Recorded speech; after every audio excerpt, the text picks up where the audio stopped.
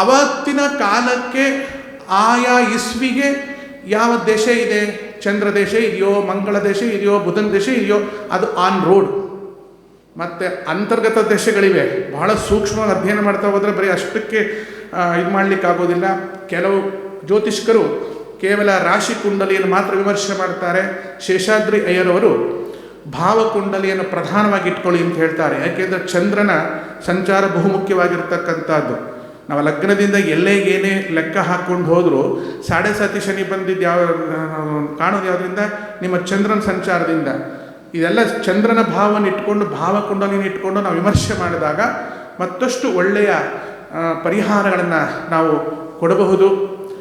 ಇಂಥ ಕಾರ್ಯಕ್ರಮಗಳಿಗೆಲ್ಲ ನಾನು ಎಂದೂ ಹೋಗಿಲ್ಲ. ಅವ್ರು ಕರೆದು ಜ್ಯೋತಿಷ್ಯದ ಬಗ್ಗೆ ತಿಳುವಳಿಕೆ ಇದೆಯಾ ಅಂದರೆ ಏನೂ ತಿಳುವಳಿಕೆ ಇಲ್ಲ. ತಿಳುವಳಿಕೆ ಇಲ್ಲದವರೆಲ್ಲ ಜ್ಯೋತಿಷ್ಕರಾಗೋದು ಅಂತ ಆಗೋದಿಲ್ಲ.